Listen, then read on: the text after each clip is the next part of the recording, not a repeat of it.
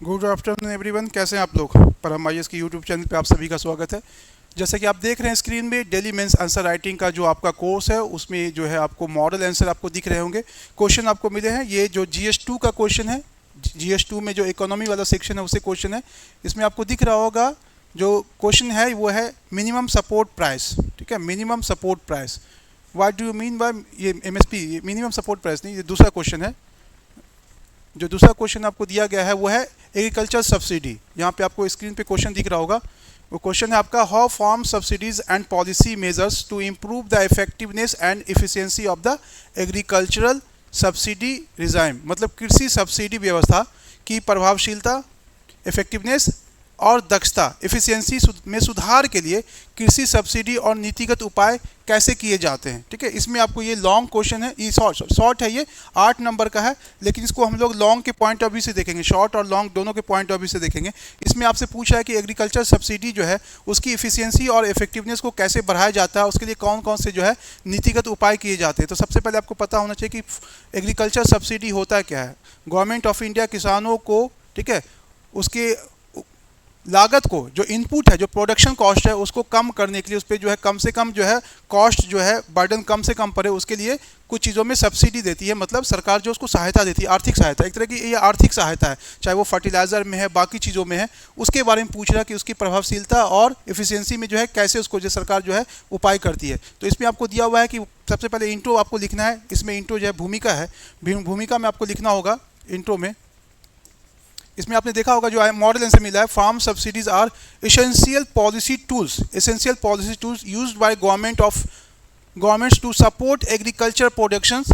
जो कृषि उत्पादन है उसको समर्थन देने के लिए, किसानों की आय को बढ़ाने के, enhance farmers income, ensure food security, जो खाद्य सुरक्षा है उसको इंश्योर करने के लिए, एंड प्रमोट रूरल डेवलपमेंट, और ग्रामीण विकास के लिए। इसमें देखिए इंट्रो में आपके कई सारे पॉइंट्स आ गए। जैसे ही आपने फार्म सब्सिडी की बात की, एग्रीकल्चर सब्सिडी की बात की, उसका उद्देश्य आपने इसी सेंटेंस में बता दिया कि ये सरकार द्वारा कृषि उत्पादन को जो है, कृषि जो है प्रोडक्शन उसको समर्थन देने के लिए, किसानों की आय बढ़ाने के लिए, और खाद्य सुरक्षा को सुनिश्चित करने के लिए, और ग्रामीण विकास, क्योंकि किसानों की आय बढ़ेगी, खाद्य सुरक्षा होगी, प्रोडक्शंस बढ़ेगा, तो ओवरऑल अल्टीमेटली जो है वो रूरल डेवलपमेंट होगा। उसके लिए जो है ये उपाय किए जाते हैं। और they can also be inefficient, distortive and inequalities if not designed and implemented effectively. लेकिन यही जो आपको एग्रीकल्चर सब्सिडीज है, इसको अगर सही से इम्प्लीमेंट नहीं किया जाए तो ये क्या हो सकता है, ये कहीं ना कहीं जो है अलाभकारी हो सकता है, डिस्टॉर्टिव हो सकता है, नुकसानदायक होता है, और ये कहीं ना कहीं क्या करेगा, इनइक्विटेबल। इनइक्विटेबल का मतलब होता है कि समान रूप से किसानों को फायदा नहीं पहुंचाएगा।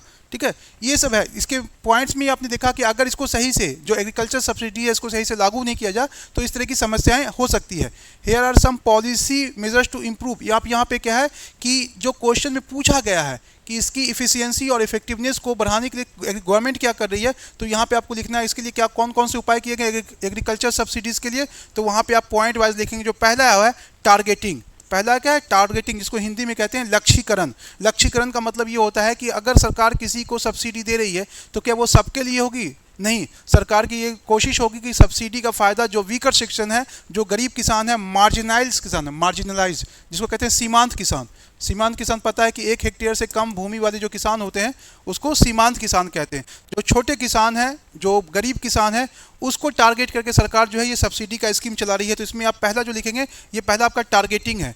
वन की measures to target subsidy towards small and marginalise farmers. मतलब ये छोटे और सीमांत किसान, उसको जो है टारगेट करके सरकार जो ये की कर रही है। इसमें क्या होता है, इसमें टेस्टिंग, लैंड साइज क्राइटेरिया और other socio economic criteria to identify the beneficiary. सरकार इसमें क्या करती है, इसमें सरकार जो है देखती है, जांच करती है कि किसानों के पास ज़मीन कितनी है, ठीक है, लैंड का टाइप्स कैसा है, उसकी जो सामाजिक आर्थिक स्थिति कैसी है किसान की, वो गरीब किसान है या अमीर किसान है, उन सब चीज़ों को टारगेट करके जो है सब्सिडी देती है। तो यहाँ पे पहला जो काम है सरकार का, क्या करती है कि सब्सिडी का फ़ायदा के लिए सबसे पहले किसानों को टारगेट करना है। ठीक है, पहला है। दूसरा है डिकॉपलिंग सब्सिडी। सब्सिडी जो दिया जाता है उसमें देखो, डिकॉपलिंग सब्सिडी का मतलब होता है कि from productions levels can help reduce, जो decoupling subsidies from production level can help reduce distortion in agriculture markets and promote efficiency instead of tying subsidy to specific crops. मतलब आपको पता है कि किसी खास क्रॉप्स को, किसी खास अनाज को सब्सिडी देने से बेहतर है कि सब्सिडी को क्या किया जाए, ये जो है प्रोडक्शन लेवल पे ही दिया जाए। ठीक है, जैसे governments can provide income support to farmers. Subsidy की जब सरकार क्या कर सकती है, किसानों को जो है income support farmers on factors such as, किसानों को जो सब्सिडी दिया जाए वो कैसे दिया जाए, हिस्टोरिकल एकरेज और एवरेज ईल्स, मतलब उसके पास जो है पहले से किस तरह की ज़मीन है, कितनी ज़मीन है, उसका ऐतिहासिक महत्व क्या है, उसको ध्यान में रखते हुए जो ये किया जाए। Provide farmers with greater flexibility in decision making and encourage them to respond market signals rather than government incentive. सरकार जो है सब्सिडी को क्या करे कि सब्सिडी के रूप को चेंज कर दे। यहाँ पे डिकॉपलिंग जो सब्सिडी है वो उसके रूप को चेंज करके बोल रही है कि किसान, सरकार क्या करती है, सब्सिडी कैसे देती है, आपको पता है। एक तो है मिनिमम सपोर्ट प्राइस, जो किसानों को आश्वासन देती है कि अगर उसका उत्पादन कॉस्ट जितना उसके 1.5 गुने दाम पे जो है सरकार उसको खरीदने के लिए तैयार होती है, मतलब उसको एक तरह का आर्थिक सुरक्षा का आश्वासन देती है।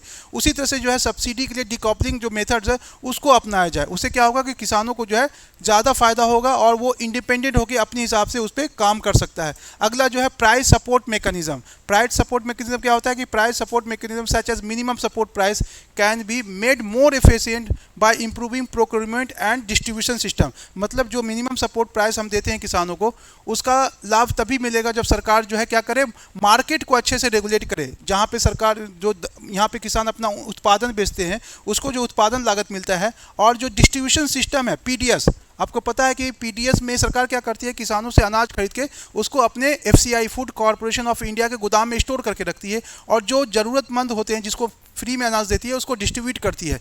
तो वो अभी के समय में जो एमएसपी है उसमें इतना ज़्यादा करप्शन हो है कि जितने भी अनाज है, जितने भी आपके फूड गोदाम है, एफसीआई के गोदाम है, वहाँ पे क्या करते हैं कि वो किसानों से अनाज नहीं खरीदते और तरह तरह के बहाने बना के उसको लौटा देते हैं कि गोदाम भरा हुआ है, बाद में लेंगे, अभी अगले महीने आना, दूसरे महीने आना। उससे क्या होता है कि किसानों का हिम्मत जवाब दे देता है, उसमें पेशेंस खत्म हो जाता है कि उसके पास इतनी पैसे नहीं होती है कि बार बार जो है लौट के गोदाम में अनाज रखने के लिए आए। तो उसकी वजह से जो है कहीं ना कहीं किसानों को फ़ायदा नहीं हो पाता है। तो इसको जो है सरकार क्या करेगी, इसको सुधार करके प्रोक्योरमेंट जो आपका यहाँ पे है और डिस्ट्रीब्यूशन, इसको सुधार के जो है अपने एमएसपी के इफेक्टिवनेस को और बढ़ा सकती है। तो ये भी जो है सरकार की योजना होती है कि किसी तरह से जो है एमएसपी का फ़ायदा जो है सही से अगर देना है किसानों को, तो उसके लिए क्या करना पड़ेगा कि पीडीएस सिस्टम को इम्प्रूव करना पड़ेगा, जो प्रोक्योरमेंट पॉलिसी है उसको सही करना पड़ेगा। अगला आपका इनपुट सब्सिडी। इनपुट सब्सिडी क्या होता है कि instead of providing subsidies on output prices, government can consider subsidising agriculture input. जैसे बीज पे सब्सिडी देती है सरकार, खाद पे देती है और सिंचाई पे देती है। सिंचाई के लिए आपको मान लें डीजल चाहिए तो डीजल पे सब्सिडी मिलती है, आपको बीज पे सब्सिडी मिलती है और उर्वरक पे मिलती है। तो सरकार जो है इन सब चीज़ों को इनपुट सब्सिडी देती है, इसी को कहते हैं इनपुट सब्सिडी। इससे क्या होता है कि किसानों को जो है कम बोझ पड़ता है उसके पॉकेट पे और जो है किसान अच्छे से अपना उत्पादन कर सकता है। ठीक है। दूसरा investment in rural infrastructure. Investment in rural infrastructure का मतलब ये है कि जो ग्रामीण क्षेत्र है, ग्रामीण क्षेत्र में जो भी चीज़ें किसानों की आय को बढ़ाती है, ठीक है, उसके जैसे मान लीजिए कि ग्रामीण क्षेत्र है, वहाँ पे बहुत सारी चीज़ें जैसे इंफ्रास्ट्रक्चर में आएगी, जैसे इरिगेशन फैसिलिटी, सिंचाई के लिए क्या चाहिए, पाइप चाहिए, बिजली चाहिए, रोड अच्छी होनी चाहिए कि किसानों का जो उत्पादन है वो उसको सही से जो है ट्रांसपोर्ट करके मार्केट तक ले जाए। अगला है मार्केट लिंकेज। मार्केट लिंकेज का मतलब है कि मार्केट को जो है बड़े मार्केट से जोड़ा जाए। एंड स्टोरेज इंफ्रास्ट्रक्चर, जैसे कोल्ड स्टोरेज वगैरह हो गई, ये सब चीज़ें जो है इंप्रूव अगर होंगी, रूरल इंफ्रास्ट्रक्चर इंप्रूव होगा तो इसका फ़ायदा जो है किसानों को ज़्यादा होगा। तो सरकार क्या, अगला ऑब्जेक्टिव क्या है कि जो ग्रामीण आधारभूत संरचना है उसको जो है इंप्रूव किया जाए, उन पर इन्वेस्ट किया जाए। अगला है promotion of sustainable practice. Agriculture के क्षेत्र में जो सस्टेनेबल एग्रीकल्चर प्रैक्टिस है उसको जो है क्या किया जाए, प्रमोट किया जाए। ये भी सरकार का अगला ऑब्जेक्टिव है कि इसमें क्या करना है, इसमें जो है सब्सिडी, इसमें देखें आप, subsidy programme should incentivise and promote sustainable agriculture practice. मतलब उन लोगों को भी जो है सब्सिडी के लिए आगे आना चाहिए, उसके लिए ऑफर करना चाहिए जो सस्टेनेबल एग्रीकल्चर एक्टिविटीज़ करते हैं, या उसमें जैसे मान लीजिए आप कि सॉइल हेल्थ को ध्यान में रख करके, वाटर, पानी के जो है कंजर्वेशन एंड बायोडाइवर्सिटी को ध्यान में रख के जो लोग खेती करते हैं उसी में आ जाएगा आपका प्रमोशन ऑफ सस्टेनेबल प्रैक्टिस वगैरह। ठीक है। ये भी जो है सरकार का एक नीतिगत उपाय है। और monitoring and evolution. Monitoring and evolution का मतलब है कि सरकार जो भी सब्सिडी दे रही है उसका जो है बहुत ही स्ट्रिक्टली मॉनिटर किया जाए कि जो सब्सिडी सरकार दे रही है उसका फ़ायदा उन किसानों को हो नहीं रहा कि नहीं हो रहा जो सरकार का टारगेट है, जैसे छोटे किसान हो गए। मार्जिनलाइज किसान हो गए, स्मॉल फार्मर्स हो गए, वीकर फार्मर्स हो गए, उसको फ़ायदा हो रहा है या नहीं हो रहा, उसके लिए समय समय पे मॉनिटरिंग करना है और उस सब्सिडी पॉलिसी को इवेलुएट करके देखते रहना है कि उसका फ़ायदा हो रहा है कि नहीं हो रहा है। कहीं इसका फ़ायदा बड़े किसान तो नहीं उठा रहे हैं, जो वीकर किसान है, जो डिप्राइव्ड किसान है, जिसके लिए सब्सिडी को इंट्रोड्यूस किया गया, उसको फ़ायदा हो रहा है कि नहीं है। मतलब समय समय पे मॉनिटरिंग और इवेल्यूशन बहुत ज़रूरी है। ये लॉन्ग क्वेश्चन है, आप इसको फ्लो चार्ट में दिखाएंगे। जैसे मैंने कहा कि हर क्वेश्चन में जो है आपको एक फ्लो चार्ट डालना है, ठीक है। उसमें जो है इसी तरह से सारे पॉइंट्स को, चाहे ऐसे बना सकते हैं आप, ऐसे भी बना सकते हैं पॉइंट्स को दिखाने के लिए, ठीक है, इस तरह से भी दिखा सकते हैं, या चाहें तो आप इस तरह से भी, कॉपी के अंदर भी है, इस तरह से ये पॉइंट्स को मेंशन कर सकते हैं, ठीक है। या जो सबसे ट्रेडिशनल तरीका है, इस तरह से भी आप अपने पॉइंट्स को दिखा सकते हैं। लेकिन कोशिश कीजिएगा, चाहे लॉन्ग हो चाहे शॉर्ट क्वेश्चन हो, उसमें कोशिश कीजिएगा कि कम से कम एक फ्लो चार्ट रहना चाहिए, ठीक है। और अगर पॉइंट्स को भी लिख रहे हैं तो पॉइंट्स के बीच में भी जो है थोड़ा सा स्पेस हो, ठीक है ना। मान लो अगर एक पॉइंट्स यहाँ पे खत्म हो रहा, इसके बीच में कम से कम इतना सा गैप होना चाहिए, इतना सा गैप होना चाहिए, ताकि आपका पॉइंट्स जो है थोड़ा सा डिफरेंट दिखे। सटा के नहीं लिखिए पैरा में, उससे क्या होता है कि आंसर जो है मोनोटोनस लगता है और लगता है कि पॉइंट जो है एक पॉइंट दूसरे पॉइंट्स में इंटरमिंग हो गया, ठीक है ना। तो इन सब चीज़ों को ध्यान में रख के लिखेंगे। आज जो डे 18 का 2 क्वेश्चन मिला था आपको, एक तो था मिनिमम सपोर्ट प्राइस और दूसरा था आपका एग्रीकल्चर सब्सिडीज। इन दोनों को हमने डिस्कस किया। कल जो है डे 21 का क्वेश्चन हम लोग देखेंगे, जो आपको आंसर राइटिंग में मिला है। तब तक आप प्रैक्टिस कीजिए और दोबारा जो है इसी तरह से जो है आंसर लिखने की कोशिश कीजिए, जैसे मैंने आपको बताया है, और उस तरह से रख करके अपना जो है आंसर को इवेलुएट करवाइए। जो लोग यहाँ पे ऑफलाइन DMAW में जुड़े हुए हैं, डेली मेंस आंसर राइटिंग में, एक दो स्टूडेंट को मैं जानता हूँ, तो वो आके यहाँ पे कॉपी चेक करा सकते हैं, ठीक है। तो चलिए फिर मिलते हैं नेक्स्ट क्लास में।